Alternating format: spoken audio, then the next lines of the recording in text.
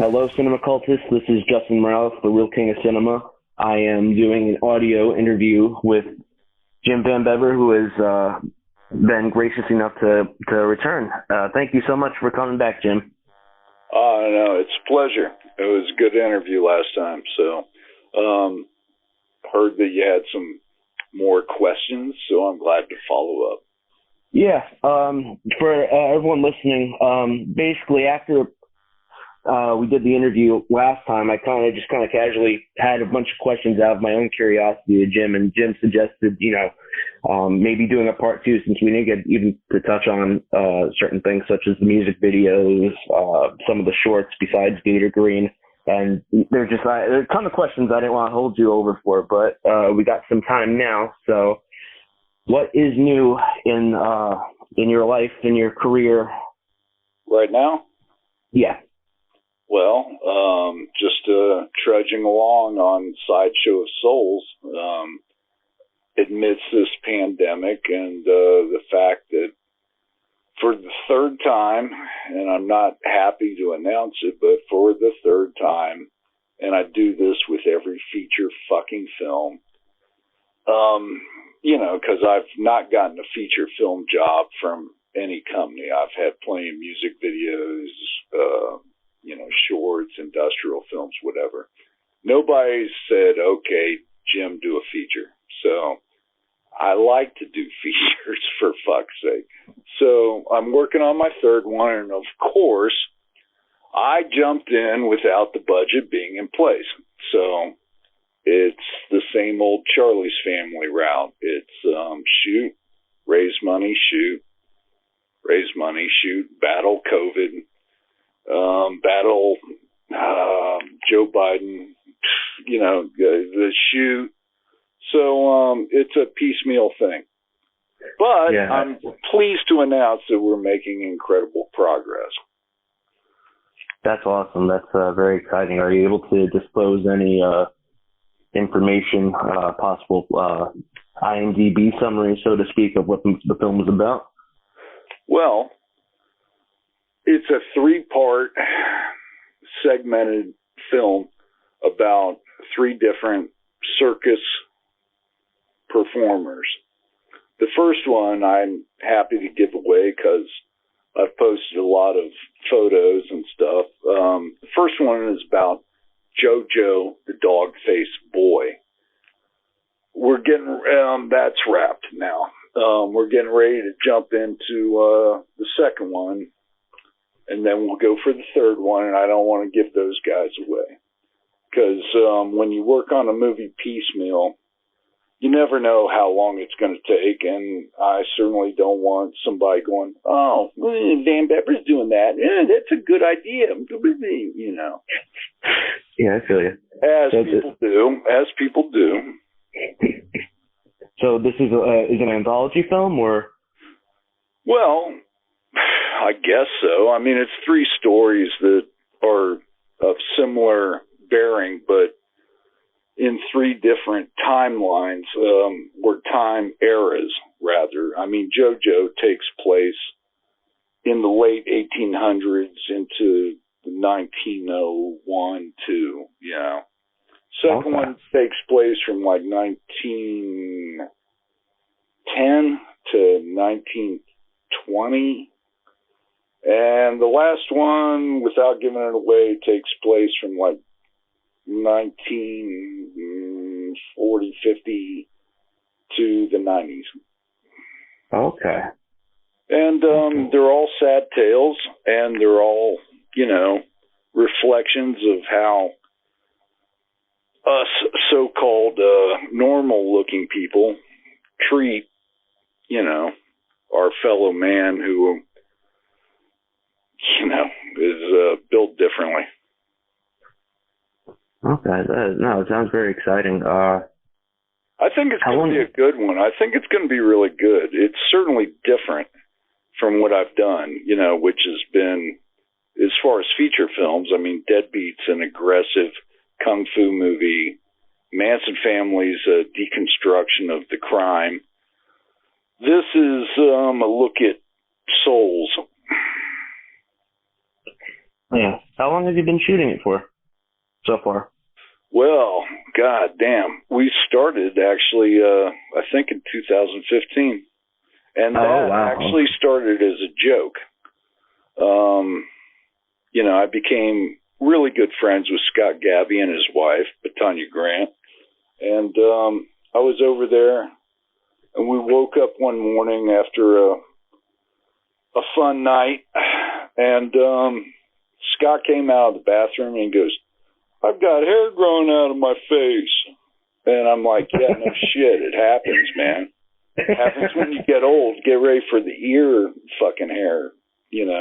And he's like, "I could be JoJo the dog-faced boy." And me and Batanya looked at each other, and I was like, God damn, you sure could. I'm like, why don't we shoot a little film and just see where this goes? So we did. And, you know, I cast my lady as JoJo's mom, and we got Lucio Giovanelli to play young JoJo, and we shot this stuff, and it sang. It really, we knocked it out of the park, and I was like, let's go for it. Let's turn this into a feature. And so, you know, I realized that JoJo couldn't carry an entire feature, and I'm like, well, let's make it 3 segments, you know. So that's how it started, and it's still going. Okay, that's funny how that worked out. Well, you know, I mean, if you really examined, hold on a second. Pinky, would you knock it off? God damn it. These cats, I swear. They never stop. They hear me on the phone, they're like, well, give me the attention. Okay. How many cats do you have? Right now, there's 3. Okay. And there'll probably be more. And I'm a sucker because I take them all in from the outside, you know. They come around here in the winter when, you know, temps drop down into polar vortex and all that crap. And, you know, these fucking animals will die. So, like a sucker, I said, get in here, and then I end up keeping them. Mm. Yeah, I've been noticing around my house since my dog died last month. They've just been kind of. Yeah, thank you. They've just kind of, all the stray cats have been like unafraid to come around the house. Yeah, you know, so it's safe for them now. It's like the Taliban. They're like, America's gone.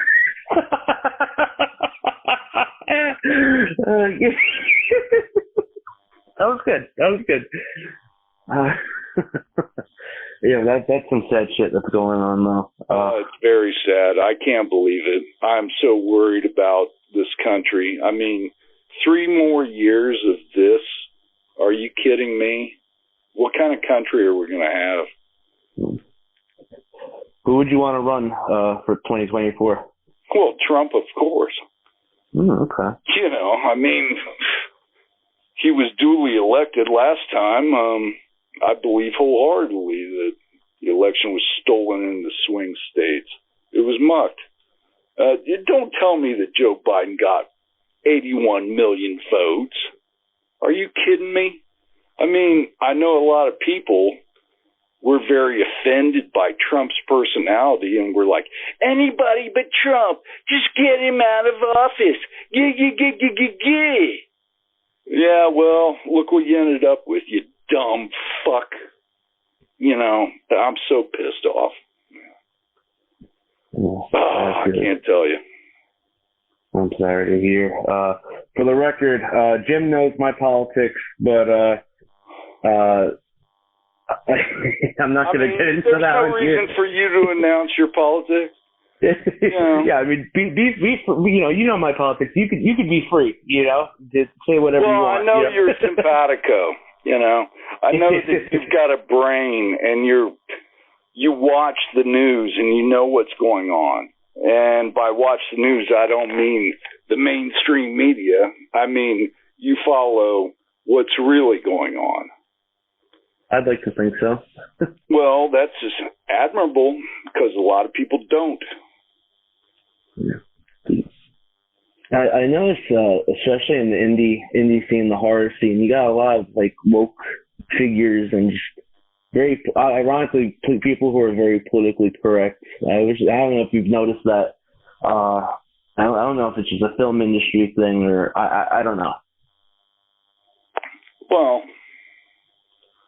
I don't know. You know, I don't want to disparage on communities, the horror community especially. But, you know, there's a lot of go with the flow people in that community. I mean, really, are you going to be excited about fucking a new Friday the 13th film? Well, only if you're one of those go along with crowd motherfuckers. I mean, I'm sorry. Paramount has profited enough over making shit films, you know, with a guy in a hockey mask fucking slaughtering people. I'm so bored. I'm so fucking, just give me an idea. Give me something fresh, you know? But we ain't getting it. Just, it's like, oh, we know how dumb y'all are, so we're just going to give you the remnants in the pig trough. That's all you get. That's enough to keep you alive. Now eat it and be thankful. Have you been back to the movies? Last film I saw in theater was Nobody with Bob Odenkirk. Okay, and you didn't like it, and right? I fucking hated it. Fucking hated it. It was an insult to anybody who grew up on action films. It's like, are you trying to pass this off as an action film? Really? You know, it was hopeless. You know, and it just put its feet in the cement shoes when they kicked in that Pat Benatar song. And he's driving around with that tape blaring, Hell is for Children or whatever the fuck was playing. I haven't seen God it. damn. And let alone bringing in, you know, oh, he's got a black brother. And guess what? They're all badasses with guns. And Christopher Lloyd, oh, yeah, he'll just blow somebody's head off in a nursing home. Yeah, right. I believe that shit. It was insulting.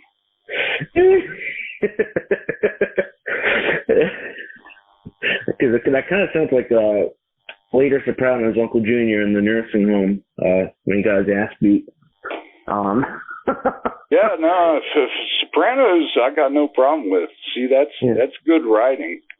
That's good directing, great acting. Just Sopranos was a class act.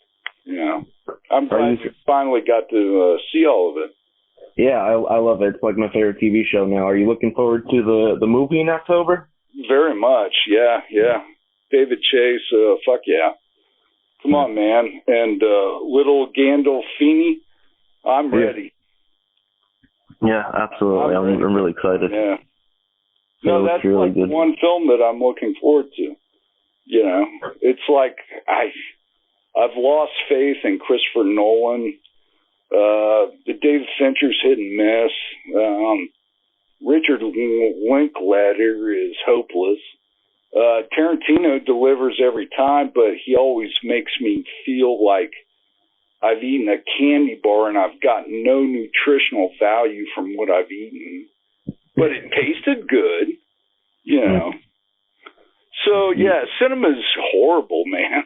I mean, back in the day when I was growing up, there were so many exciting filmmakers, and their shit was getting put out, you know, undiluted. And so that set the bar for me. So for me to see the rules go backwards, I can't take it. I rebel. I feel you. That was actually one thing I wanted to ask you. Last time you talked about how Dennis Hopper's Easy Rider was had a big impact on you for Deadbeat, and I think just casually from us chatting, you also said that The Warriors was an influence. Who are your top 5 directors who inspired you? Top 5 films that have influenced your own work?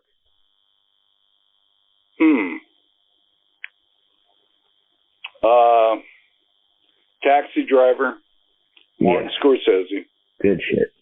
8.5, Federico Fellini. Ooh, okay. I'd give a nod to Juliet of the Spirits by Federico Fellini, although it hasn't really creeped in my work yet. It's threatening. It's like that's a film for when you get over age 40. You know, it's like then it starts to become important. Evil Dead, of course, Sam Raimi.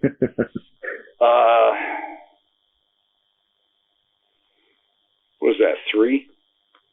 Citizen Kane, obviously. Wells, you know, come on. Yeah. The original badass Orson. Yeah. And, fuck, man.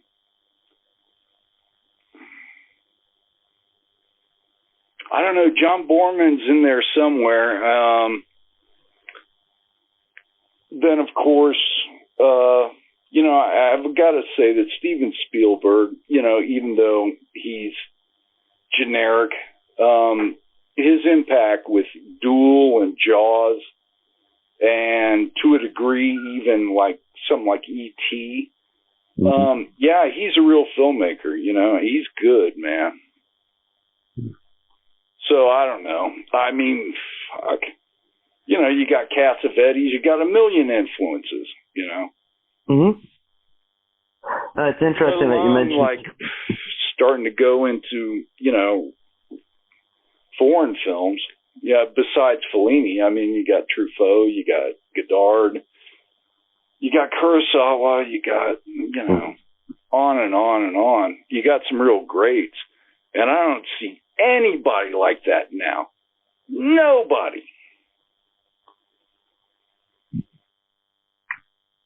You mentioned... I'm sure they're out there. It's just that filmmaking, theatrical filmmaking, has become such a corporate thing, unless you know, have made so much money on your films that you really can make the rules like Quentin has, you're going to be victim of a committee, you know, and committees always ruin all art.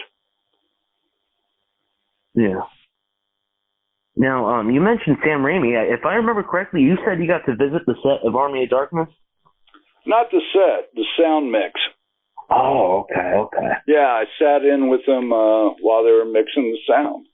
And, of course, they were all very busy. You know, Bruce Campbell hardly acknowledged me.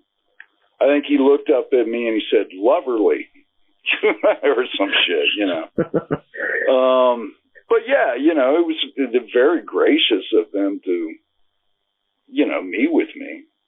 And they treated me to lunch on Dino De Laurentiis' dime at that. Oh, wow. I watched Sam chow down a big plate of tuna tartare.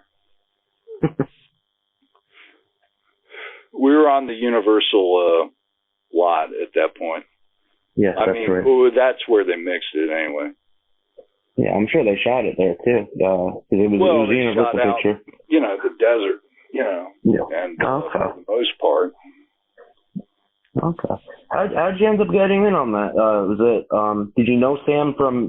Because you guys you came out. No. It was this guy, this author, Paul Salmon, who's an aficionado of sci-fi and horror. He's written several books. He wrote a very good book on the making of Blade Runner. Ooh. And I don't know. He caught Deadbeat at Dawn somehow. And he called me and, you know, said, "What are you doing, Jim?" Blah, blah, blah, blah, blah. Yeah, I mean, this guy is something else. And, you know, he's like, "Why don't you come out to the Fangoria Weekend of Horrors, you know, promote your shit?" And I'm like, would it be worth it? And he's like, "Well, you know, I know Sam Raimi and I know John Davidson. I can get you meetings and blah, blah." And I'm like, okay. All right, I'll drive 2,500 fucking miles, sure. And I did, you know, and whatever. It led to, just meeting him. I'll never forget my meeting with John Davison, the producer of RoboCop. I sat in his office, and he's like, "What do you want from me?" And I'm like, "Well, I don't know. I want to make films. I don't know what I'm doing." And he's like, "Yeah, okay, get out." So I'm like, "What the fuck?" Now you've kind of brushed the surface of brushed the edge of Hollywood. Who is the biggest dick you've met? I gotta know. Oh man, come on! You're gonna get me in trouble. Okay, you don't have to answer that if you're not at liberty to discuss it. Well, I mean, I got I got the 14 fists of McCluskey of who was dicks to me. Okay. Let me tell you who was cool. How about that? Okay. Let me tell you about the people that I love from there. Okay. Bob Morawski. Bob Morawski, the Oscar-winning editor, he is fantastic, and he helped me. Man, he helped me out. He gave me jobs cutting. And still to this day, he's a good, trusted friend, and he's somebody who really gets film, and he's not on some star search for himself. He's like, "I'm a cutter. That's what I am. I'm damn good. And that's it, Yeah. And then, of course, his partner in Grindhouse Releasing, the late Sage Stallone. Sage was so fucking awesome to me. That's what I've heard. He became my best friend there. We hung out all the fucking time. He hooked me up with some script writing jobs. He was always there for me, man. He was great. It broke my heart when he died. Way too young. That was really sad. Oh yeah, no. And so much potential. I mean, the guy was so smart and so talented, and really, and nobody knows this, a really great actor. Because me and him, like late at night, I'd go over there and we'd, sit around and run dialogue from scripts he had laying around. And I watched him work, and I was like, fuck, this guy is the shit. Yeah, it's amazing. I mean, he was a little kid, but, Rocky V has its flaws. I thought he was really good in that, Well, yeah. That's the only thing I've seen him in, to be honest. He didn't even know what he was doing at that point. And no. God, he hates that movie. Did he? He did. He was like, look at that fucking stupid earring I'm wearing in that last shot of the movie. He's like, my dad made me fucking wear that, man. Oh my God, that's hilarious. Oh wow. Yeah, I'm very sorry. That's that was a tough one. I was like, my one good friend in Hollywood. Well, I mean, I've got other ones, but just that seemed like a blow. Well, it was a blow. It didn't seem like it. It was. Yeah, I didn't realize how many mutual friends he and I had, and they all talked about how he was a sweet guy and very supportive of independent cinema. And so supportive of underground and of horror. I mean, yeah. he was as anti-Hollywood as fucking you get, even though he's part and parcel of it, Yeah. Oh, I'm very sorry. All right. I'm going to play this, then you can ask the next question. Ready? Okay.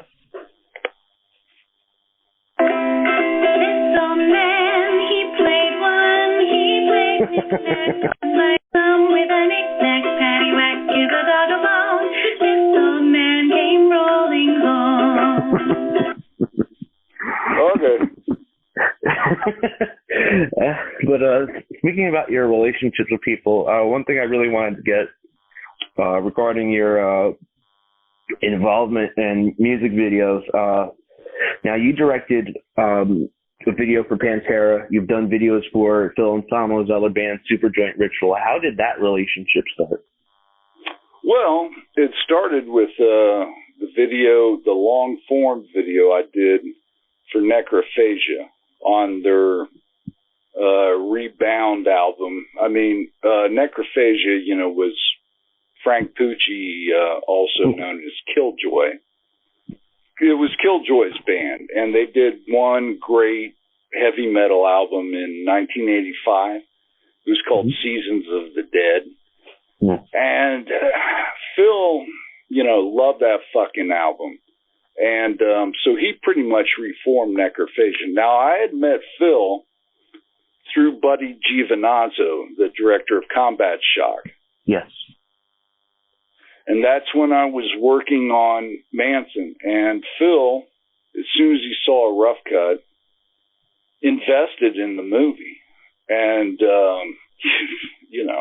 a big investment. It was a big deal for me.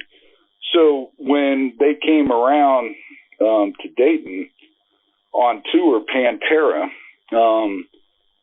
I had to see him, and this is like a month after he OD'd on heroin. So, I wasn't really sure what I was going to encounter. But I tell you, man, the smartest, the sweetest, the kindest, and most philosophical motherfucker I think I've ever met in my life. Phil Anselmo is a fucking saint. And for people who put him down for this and that, image, this, that quote, I don't give a fuck. You don't know the man. He is great. And I got to tell you, Justin, rock and rollers, real rock and rollers, grow up with a sense of dignity that is second to none. And because I did that Necrophagia long-form video, that impressed the rest of the band enough that they gave me the shot to do Revolution Is My Name off of their final album.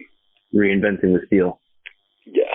And it was an incredible experience and one that I'll treasure forever. I got to finally give my treasured director of photography, Michael King, a chance to get behind a 35 camera, get him on a big crane and, play with the big toys finally. I had done that on my own with the Skinny Puppy videos that I had done, but Mike didn't shoot those. Okay. I wanted to do that for Mike, and it turned out so well, he got a write-up in American Cinematographer, the magazine. Oh, I didn't know that about Mike King. That's awesome. Mike's the shit. Yeah. He's been with you since the beginning. Yeah, up until about 3 years ago. Oh. And he's just moving on. He's done with independent filmmaking. He's done with starving. He's done with chasing investors. He's done with it. I don't blame him. I wish, I could be done with it, but this is all I know. This is what I know. This is the reason I get up, Yeah. I hope you guys are still, cool. You got a good relationship. Oh, yeah. No, I love the guy to death. Yeah. And Marcelo Gomez, you still in touch with him as well? Not in touch. No more than I'm in touch with Mike. But, they've gone on their way. They don't want to hear from me. Well, I'm sure they would like to hear from you. Well, maybe they would, but I've got other shit going on. I can't sit around and go, too bad you left the company. you still like the new film, that's still under Asmodeus Productions? No. Oh, okay. Asmodeus is bit the dust. Unfortunately, I wish I could say otherwise, but no. Asmodeus is a thing of the past. Sorry to hear. No. New company is First American Films. Oh. Okay. And that's what's your new film is being. That's the label that it's being produced under. Okay. You don't have the distributor lined up for this yet, right? Oh hell no! You never do that. I mean, you're fucking yourself if you line up a distributor while you're still shooting. That's fucking crazy. No, you finish your film, and then you put it in some film festivals. You let it get some acclaim, and then the price goes up, because it's worthy. If you just make some go, oh, please, trauma, please put this out. Well, yeah, they'll put it out, and you ain't going to see a fucking dime. Okay, yeah, that's what I've heard. I've heard never give perpetual rights. Man, he played too. He played knick-knack on my shoe with a knick-knack, paddywhack, give a dog a bone. This old man came rolling home. I'm telling you, you're gonna get that thing stuck in my head. Oh, I'm going through all 10 steps here, buddy. Yeah, I've always. That's the one thing I've heard. I haven't gotten any. Obviously, I haven't done a feature film yet. But I've heard never give perpetual rights to a distributor. No way. Not until you know what it's worth. Yeah. Because they'll just fuck you. They will. I mean, that's their job. I mean, sometimes you may encounter someone who feels differently, but I haven't met them. I've just met distributors who cover their ass as much as they can, and then as soon as they feel that they can fuck you, they fuck you. Arrow gave you a good deal at least for the Deadbeat on Blu-ray? Okay, let me take a couple companies out of that broad statement that I made. Okay, Dark Sky Films, subsidiary of MPI. Yeah. They were straight up. They were totally straight up, and they're great. Okay. Arrow, fantastic. Top shelf. Everybody else, suck it. Yeah, that's... Oh, no. He played knick-knack on my knee with a knick-knack, paddywhack, give a dog a bone. This old man came rolling home. Oh. Got 7 more to go through. All right. Maybe. Might fail on 5, who knows? Yeah. So, before I forget, I wanted to ask about Skinny Puppy, one of the most influential industrial rock bands, industrial metal, whatever you want to label them. How did that relationship come about? That came through my job that I did for producer Gary Blair Smith in Vancouver, British Columbia, up there in Canada. I was hired to do directing chores on a trailer for a script that he had birthed through different writers by the name of Chunk Blower. That was the name of the piece. I wanted to ask about that. Yeah. I found that there was like a trailer that you shot, right? Yes. Gary had this thing ready to go. He had it cast. He had his crew. He was looking for a director. Mm-hmm. So he called Chaz Ballin, the editor, CEO of Deep Red magazine. And I guess Chaz gave him 3 names, John McNaughton, Buddy Giovinazzo, and myself.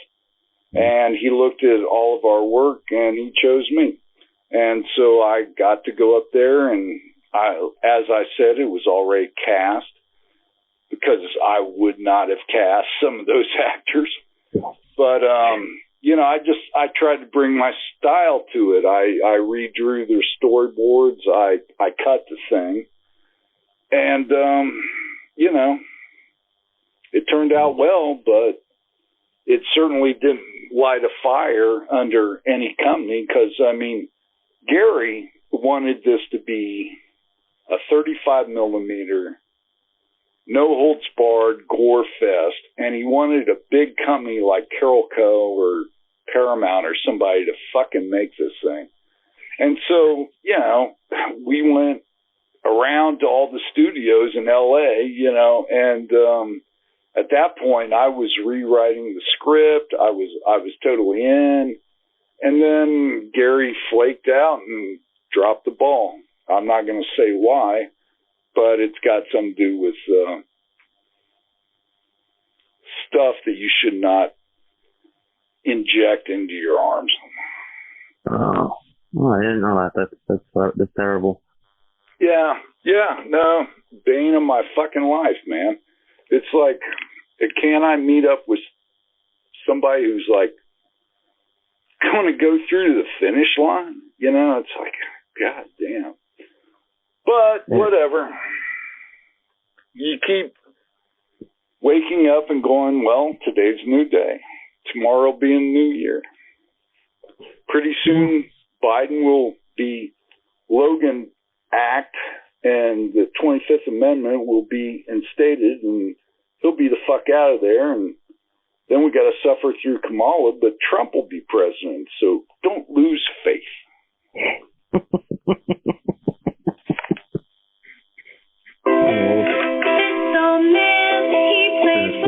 Four. Knick-knack on my door with a knick-knack, paddywhack, give a dog a bone.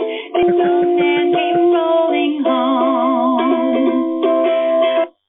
That's funny. It's on the tip of my tongue what I was going to ask you next.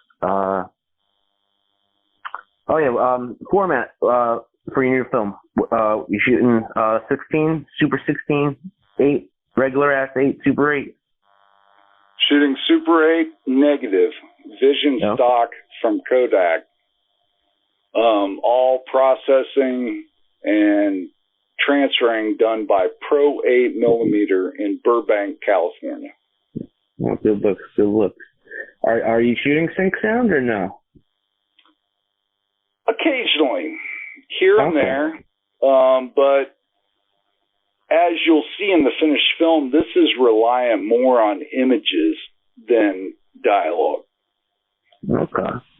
I'm really trying to go full cinematic, like not make it reliant on. I want this to be worldwide. I want one of those go fuckers in Kabul to watch this film and understand it, you know? Yeah. No, that's I cool. don't. I want him dead. I want drone strikes on the Taliban right now. That's what I want. Oh, God, you just put us both on the FBI watch list. President, I'll kill the whole fucking world. He played knick-knack on my hive with a knick-knack, paddywhack, give a dog a bone. This old man came rolling home. All right, so I honestly don't have many questions I could really think of, but one thing I absolutely did want to ask you, and you kind of touched upon it earlier, what do you see with the future of cinema, especially in the world of independent cinema, post-COVID? Is it looking dim? Is there hope? There's always let me hope. hear your thoughts. No, there's the hope of the people who are working underneath the scenes, the people that you haven't heard of yet, the people who embrace film, who live for film, who live for good cinema. They are so hungry, they are ravenous, and they are forced to act and make it themselves. So I have great hope for independent film. I think it'll really blossom up here in about 3 years. Like, does that ring a bell? Like, as soon as our country gets a good leader again, maybe the economy will open back up and people can actually get investors and make good movies. Yeah, I feel you. This old man, he played knick-knack on my stick with a knick-knack.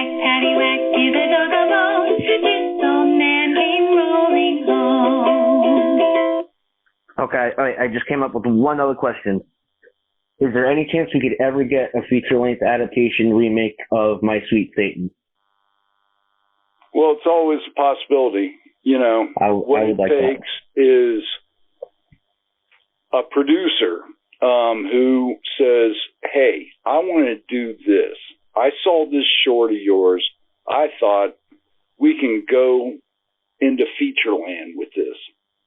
You know, it's certainly nothing that I'm going to pursue on my own because I've said it. I did it. But there's so much material there that you could really do it great. But I've got so many scripts that I want to do. I mean, my Capone film begs to be made.